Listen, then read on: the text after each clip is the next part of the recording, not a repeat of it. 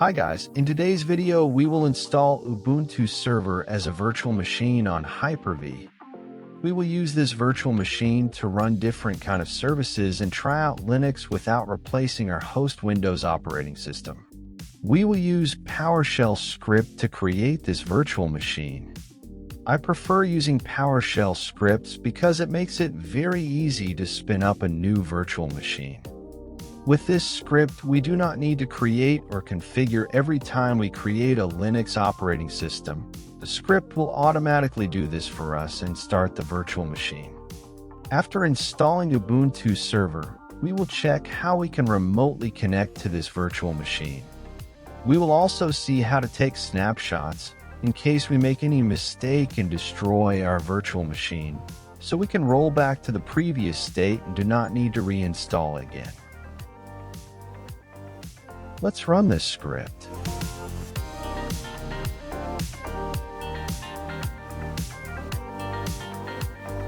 The virtual machine is created, and it has already started running.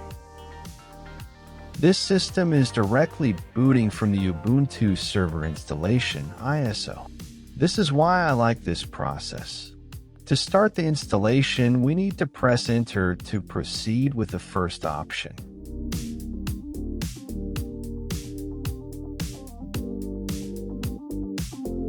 Select the language. Choose the keyboard layout. Here we can select if we need to full version or minimize version.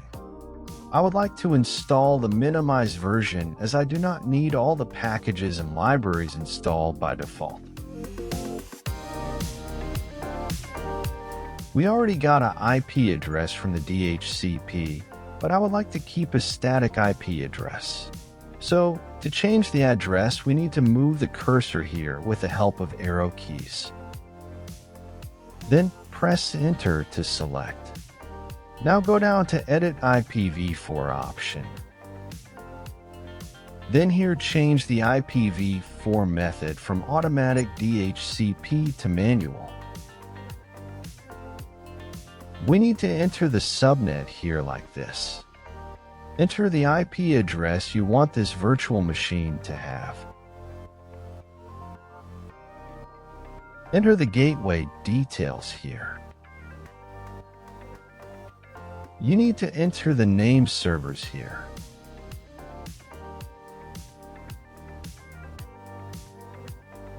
I will use Google name servers.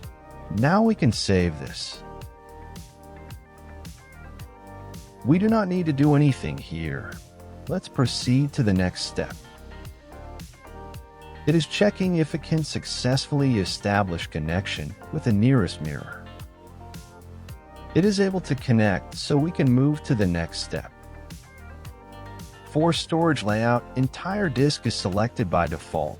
For me, this option is fine as I am using virtual machine. If you want, you can also choose custom storage layout.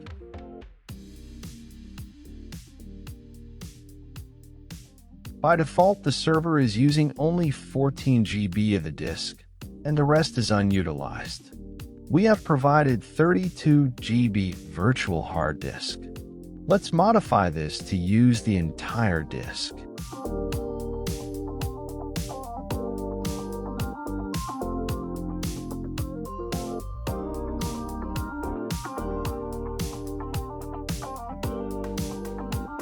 Let's fill all the necessary details to create the user account.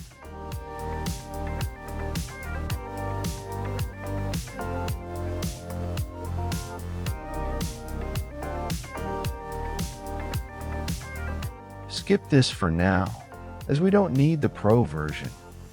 To remotely access our virtual machine, we require OpenSSH server.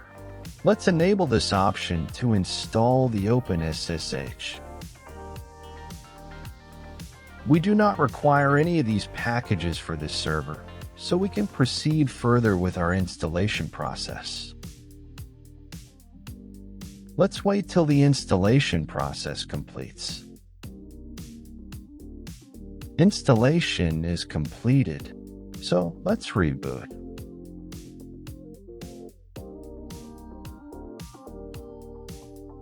Enter the username and password. We are able to log in successfully. Let's check the IP for this device.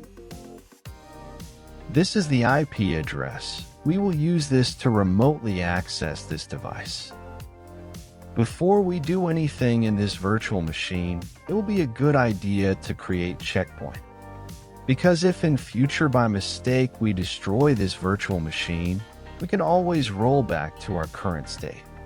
Or else we might have to create a new virtual machine and go through the entire installation process once again. In Hyper-V Manager, if we open the settings of this virtual machine, we can see the checkpoints is enabled. So to create, right-click on the virtual machine and click on checkpoint.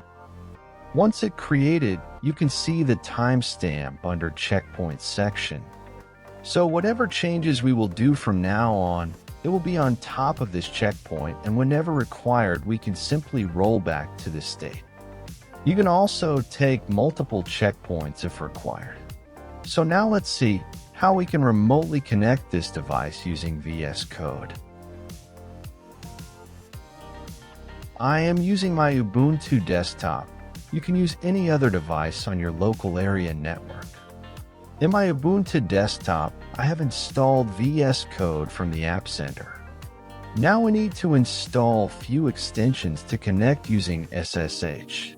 Go to the Extensions tab and install Remote SSH extension. I've also installed Great Icons extension to have a better experience. Now to connect to our Ubuntu server, go to Remote SSH. Click on Add New Remote Connection. Type SSH space followed by the username at the rate IP address. Select the default option to save the configuration file. Now click on this Connect button at the bottom right corner. Click on Continue to accept the fingerprint. Then enter the password.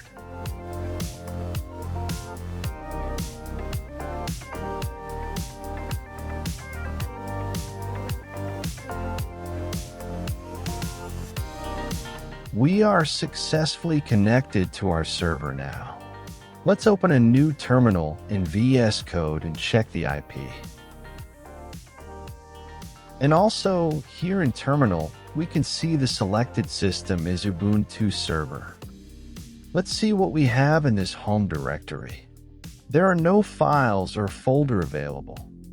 Let's create a directory named Files.